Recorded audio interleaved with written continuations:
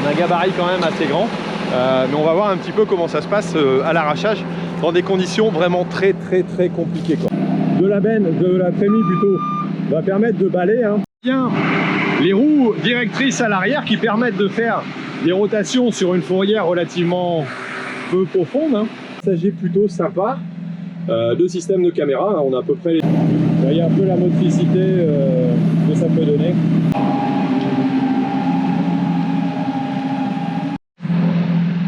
Salut, c'est Thierry, agriculteur d'aujourd'hui. Alors on se retrouve ici devant une machine à pommes de terre, donc Varitron 470 de chez Grimm.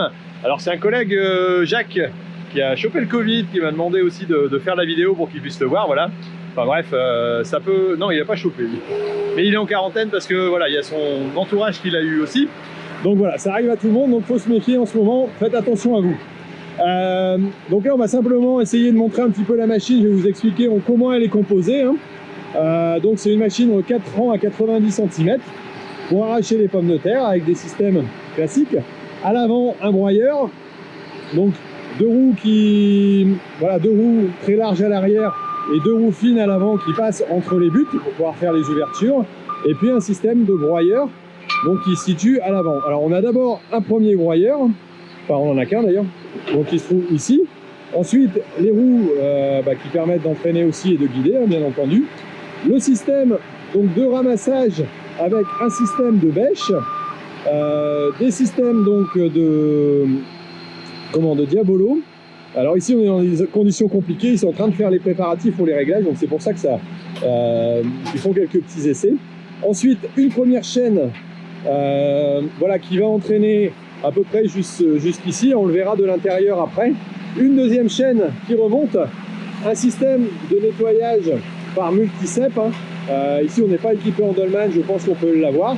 Et ensuite on balle sur un tapis à tétine qui va finir un petit peu de nettoyage éventuellement, et puis le système d'entraînement qui va emmener vers le tapis de remontée et dans la trémie de stockage. Voilà, donc assez simple quelque part au niveau fonctionnement. On a un gabarit quand même assez grand, mais on va voir un petit peu comment ça se passe à l'arrachage dans des conditions vraiment très compliquées, quoi. Voilà, donc, si vous regardez un petit peu au sol, vous imaginez un peu le truc. En ce moment les machines n'arrivent pas à avancer, on est dans des terres très humides, donc on va voir comment la machine s'en sort, mais en tout cas si elle arrive à tourner ce sera déjà un miracle.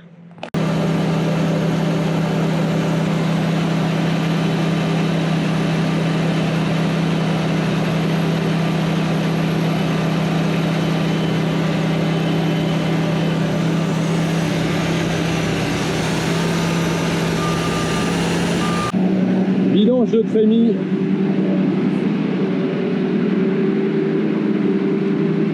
Voilà, dans la benne. Alors là on a les systèmes de benne avec donc là le col de cygne de la benne, de la trémie plutôt, va permettre de balayer, hein.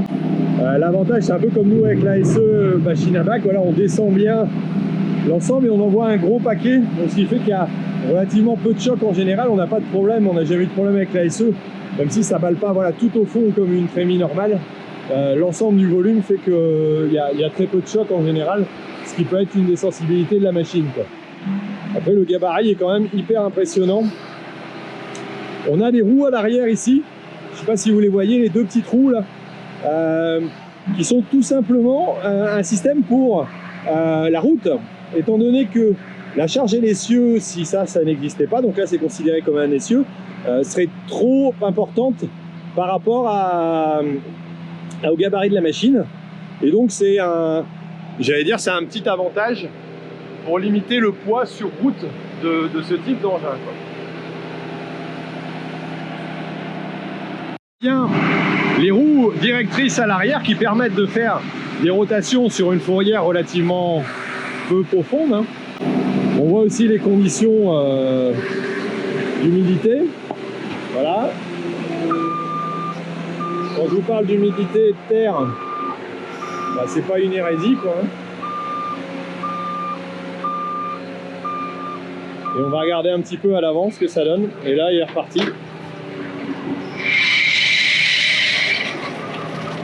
Faire attention à soi quand même.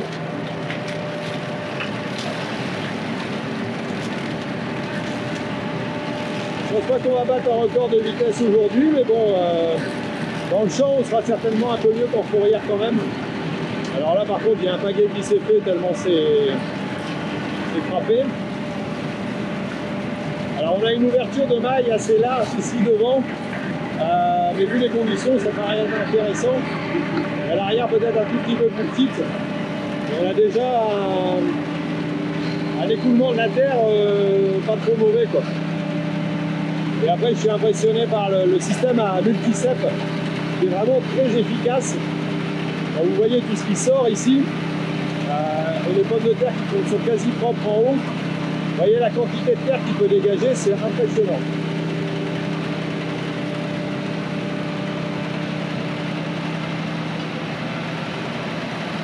Et là, on voit l'action. Alors là, la difficulté, c'est de voir s'il ne va pas s'embourber, mais j'ai pas encore l'impression.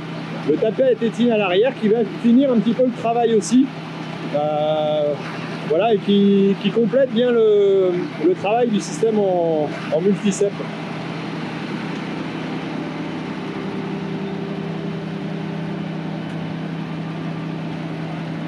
Et là, l'essieu arrière est légèrement descendu, vous voyez. Ça permet d'avoir un appui un peu uniforme. Alors, certes, on aura sûrement du tassement, hein, mais pas comparable à si on devait suivre avec une benne. C'est l'intérêt de ces engins-là, avec une trémie. Après, je ne sais pas la capacité de la trémie et combien de distance on peut parcourir, mais j'imagine que voilà, un champ dans des conditions classiques de 400 mètres à peu près, ça doit être faisable, quoi.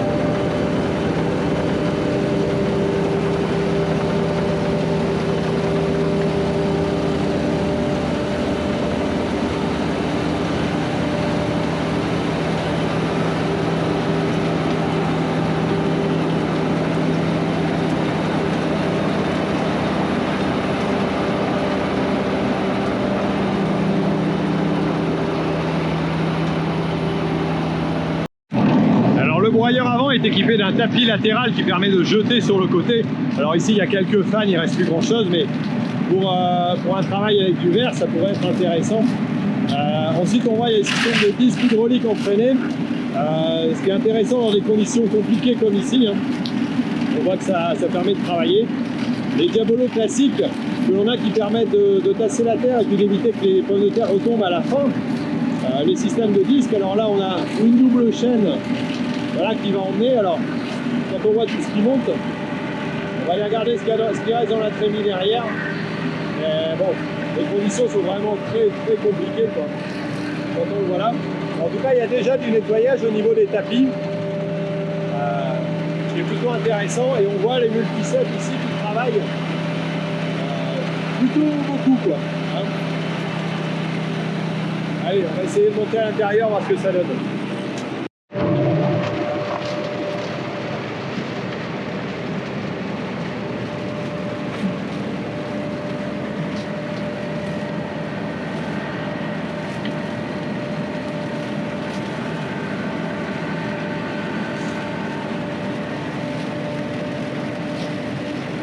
Alors, je suis étonné en bien du comportement des roues. Ça m'inquiétait un peu d'avoir des roues comme ça à l'avant, entre deux, et il y a d'autres machines qui existent sans. Et pour autant, elles ne remontent pas du tout de l'arde, comparé à un tracteur voilà, qui est plutôt moteur. Ici, on a quand même un entraînement, une avancée qui se porte pas mal. Et donc, voilà, ça c'était un de mes doutes, mais franchement, c'est pas mal. Bon, après, les conditions voilà, sont telles qu'elles sont. Mais la machine s'en sort bien. Après, voilà, je pense que j'aurais préféré des conditions un peu meilleures pour pouvoir juger un peu différemment de cette machine. Mais bon, là, en l'occurrence, ça dépend de la dispo. C'est aussi intéressant de voir quand même dans des conditions extrêmes, là où on en est. Franchement, ça dépote. Alors je pense pas qu'on va continuer à arracher longtemps, mais en tout cas c'est impressionnant en déterrage quand on voit le système de nettoyage ici. C'est la quantité de terre qui est dégagée, incroyable.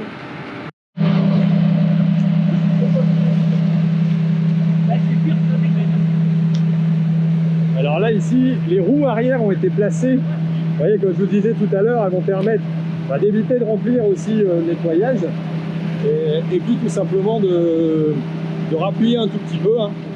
Je vous montrer un peu mes godasses pour vous montrer un peu les conditions d'humidité.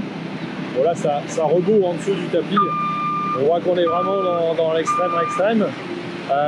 Alors la trémie ici à 50 tonnes, on considère 570 mètres. Donc voilà, si vous avez des gros rendements, à prendre en considération.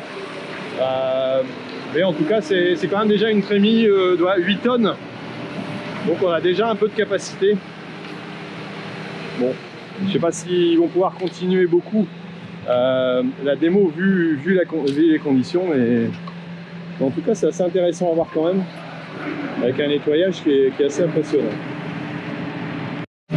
Alors voilà ce qui sort là avec quelques réglages un peu plus précis réalisés. Hein. On voit que bon, s'il reste quelques boulettes, pour autant tout ce qui sort ici c'est vraiment pas mal. Et donc on a ce système de trémie non-stop qui va permettre d'avancer. Voilà. Et donc de pouvoir vider en continu éventuellement, ou alors en bout de champ comme ça peut se faire autrement. Là-bas derrière, on a le moteur qui est quand même assez costaud avec le refroidissement d'huile. Bonjour Thierry, ça va?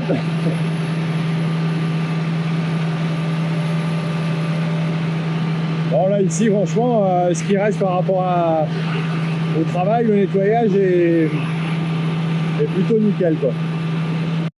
Alors, l'ensemble des multiceples, hein, on a 1, 2, 3, 4, 5 rouleaux qui se trouvent ici. Et là, ce que j'ai compris, c'est que les deux premiers à l'avant ont été diminués en diamètre avec des grosses lèvres. On voit ici là, la dimension des lèvres qui vont permettre d'enlever un maximum de terre. C'est pour ça qu'on a beaucoup de terre qui s'en va. On a aussi des pommes de terre, voilà, pas de tout petit calibre. Donc bon, vu le calibre moyen, ça va, mais sinon on a quand même voilà, de la perte. Hein. Celle-ci on crotte si on voit au niveau des tailles. Bon, après il y a un choix à faire par rapport aux conditions de travail ici et la saison, de savoir si on veut arracher ou pas, si on patiente. Et c'est pour ça aussi qu'on a un super nettoyage de cette partie-là. C'est vrai que ces systèmes-là permettent quand même d'avancer dans le travail.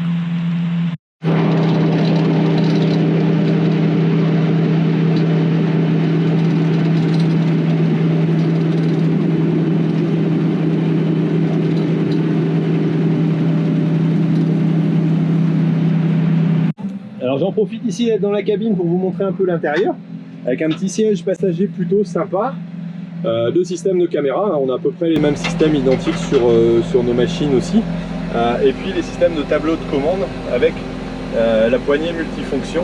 Voilà, je ne vais pas y toucher parce que voilà, il y a des conséquences de Covid, voilà. Et puis un système aussi ici de petit écran supplémentaire pour pouvoir avoir plusieurs manipulations possibles sur l'ensemble. Voilà, avec une belle vision sur l'ensemble du travail. C'est vrai qu'on a une belle vision sur l'arrachage avec les deux roues.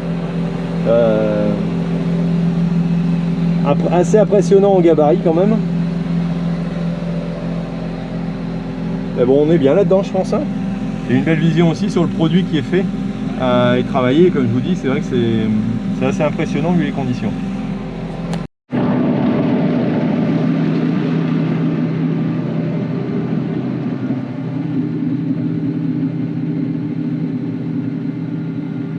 On va vouloir aller trop vite, je crois.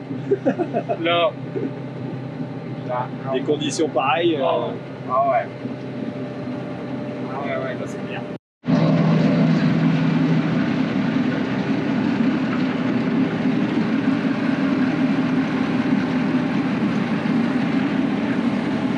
Alors, intéressant à apprendre aussi, c'est que y a un rétrécissement au niveau des tapis. On a 4 tapis indépendants sur la première chaîne ramasseuse.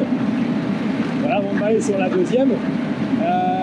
Et donc l'écartement est un peu plus large ici que là, donc elles vont plutôt vers l'intérieur pour un bon équilibrage. Et c'est vrai que même s'il y a un rétrécissement, on ne voit pas forcément sur le tapis arrière ce que ça donne.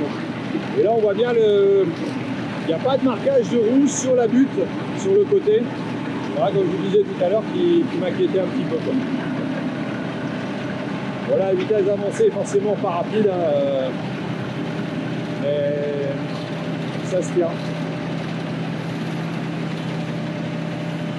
Vous voyez un peu la motricité que ça peut donner. Alors là, ici, les cieux, je ne pense pas que lui soit entraîné, hein. Et donc le système, les pommes de terre vont tomber dans les godets ici en dessous, et donc vont remonter sur le tapis pour aller jusque là-haut, comme on a pu le voir. Et là, le gyrophare fonctionne, je suppose que la trémie est pleine.